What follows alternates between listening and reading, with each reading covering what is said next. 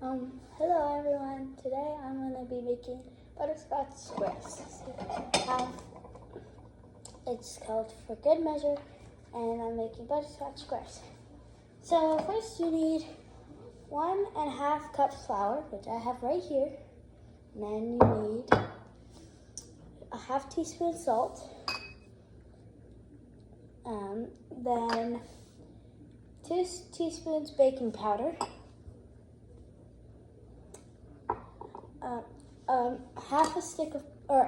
Half a cup of butter, 1.5 teaspoons vanilla. Usually I like to double vanilla, or not double, but add more vanilla. So this is 2 teaspoons vanilla.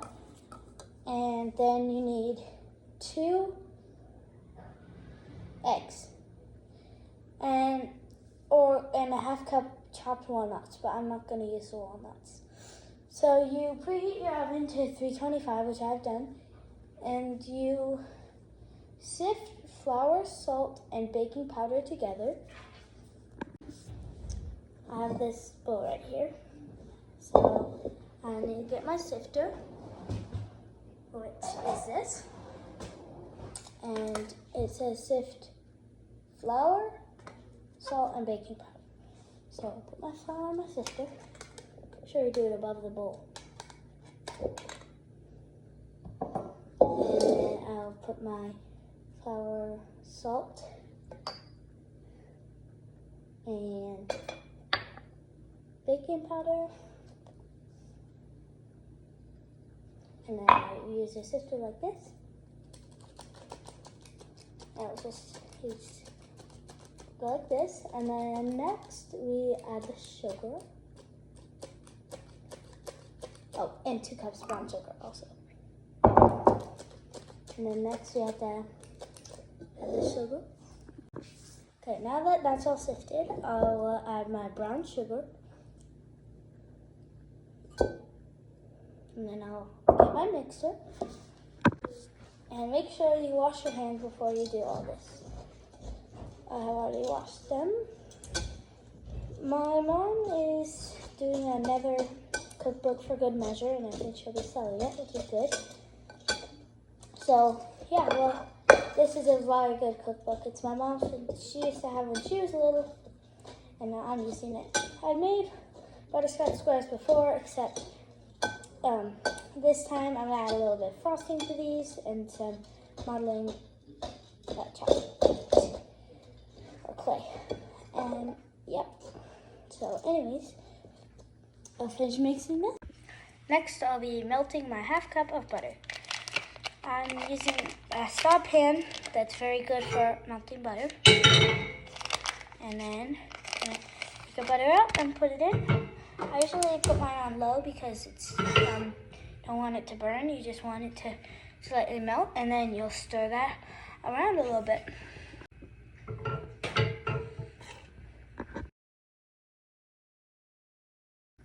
Okay, so the butter's almost melted, and then after the butter melts, we'll mix it in with the pan.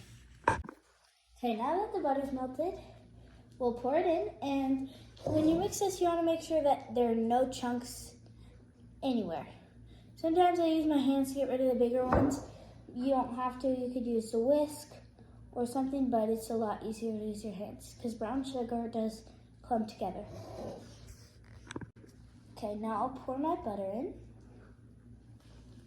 Ooh, looks good. So I'll take my whisk and then I'll mixy. You might want to hurry up when you mix the butter in because sometimes it does like to clump with the brown sugar.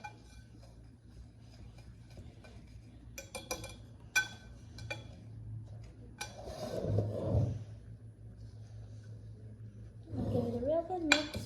It smells so good.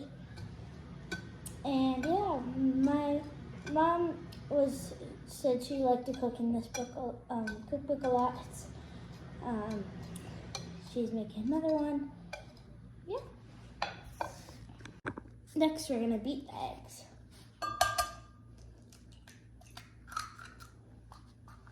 These are eggs that I got from my chicken coop because currently we're out of fresh eggs from the market. So yeah, that's the good part about having chickens is you could just add up eggs. So if you go buy some, we can take some from my chickens. Yeah, so those are all beat. And then, yeah. So next, I'm going to be pouring this eggs into the pan.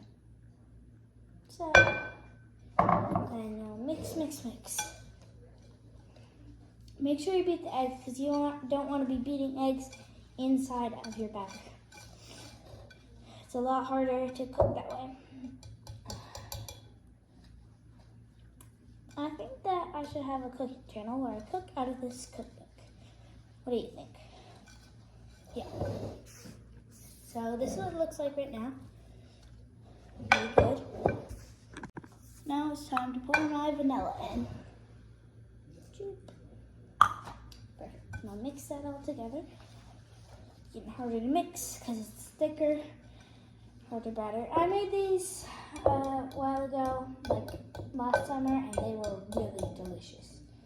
So I hope they turn out the same.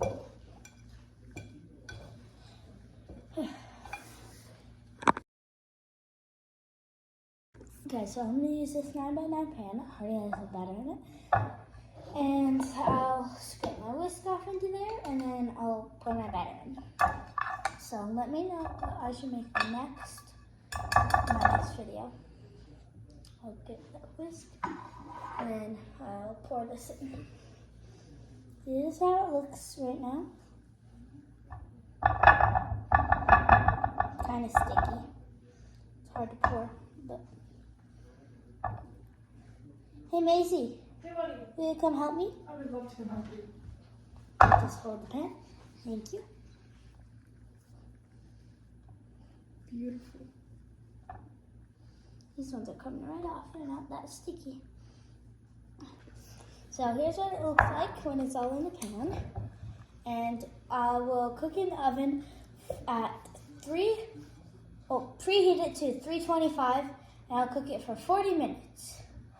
I like to, while it's baking, I'm gonna make some frosting with it, so I'll make the frosting, and then I'll do my dishes. That's very important. Okay, now I'll be making some frosting. I'm gonna use my kitchen mixer because mixing frosting by hand is a little bit harder. So I have all my ingredients. I need 1 cup of butter, room temperature. So I'll put this in the mixer. It's been sitting out for a minute, so should be room temperature. I'm gonna put this in my mixer. I'm gonna be making with my butterscotch. I'm gonna be adding blue frosting to this, so that it'll look like a beach when I'm done. I hope. So I'll put that one in, mix it while I open the other one. It says mixed on low. I just found this recipe online, so it's not out of the cookbook. It says stop it once or twice to scrape the butter off the edges, so that's what I'm going to do now.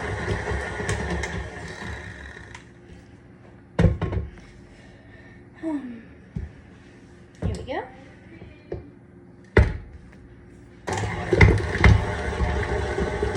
Don't mix it too much because you will be mixing it a little bit more with the other ingredients.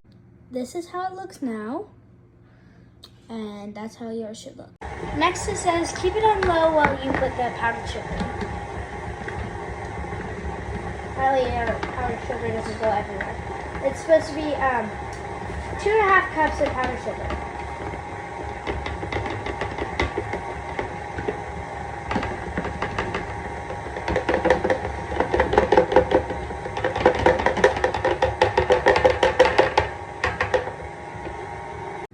So after the powdered sugar is mixed in with the butter enough, you'll add 1 tablespoon of vanilla, any kind of vanilla or vanilla extract, whatever. And then you'll mix that in, medium-high speed.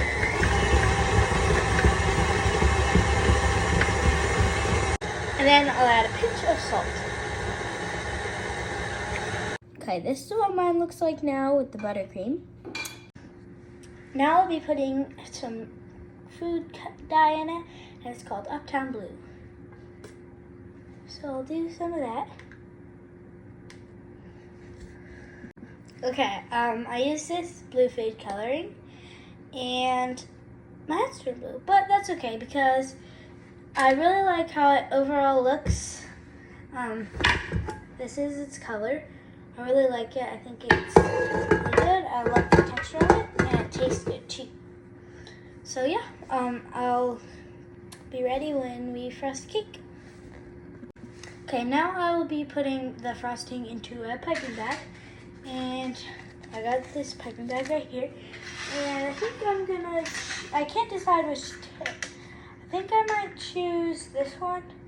I feel like it looks kind of oceany, but I think maybe this one. What do you think? Is that a good pick? Okay.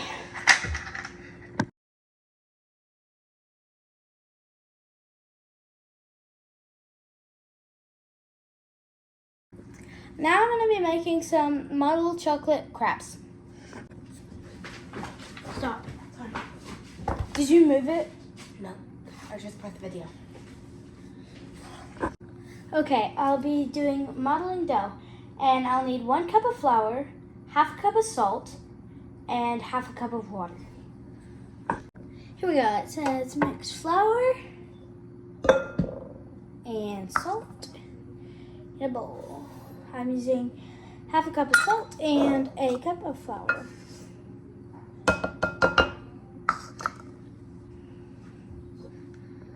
Okay, now it says add water slowly. Slow enough. One thing I know about me is I do not like to go slow.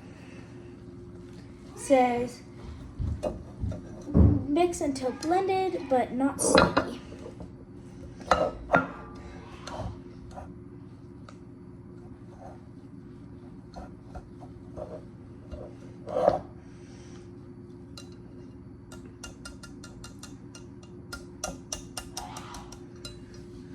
Then it says knead for about 10 minutes.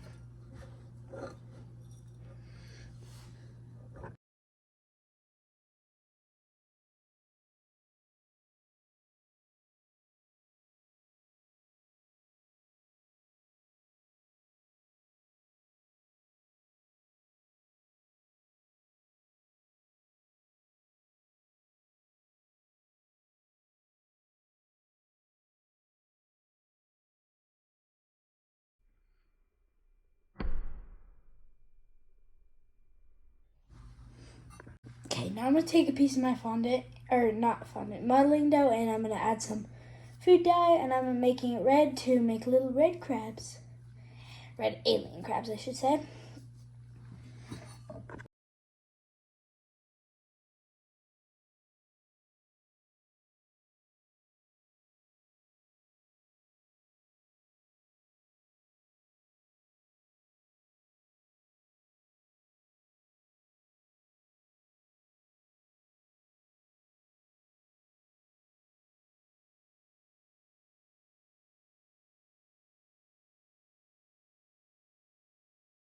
So I think the alien crabs turned out a little silly. I think they'll be a cute decoration.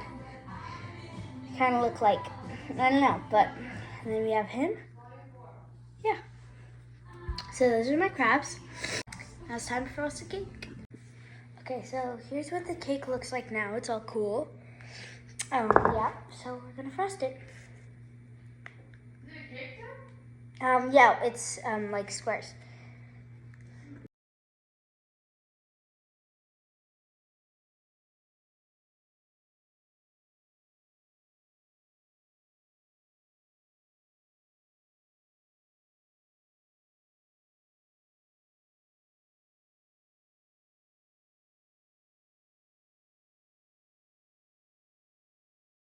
here's how my butterscotch squares turned out. I really like how the alien crabs are. I think they're a great touch. And yeah, see you next time.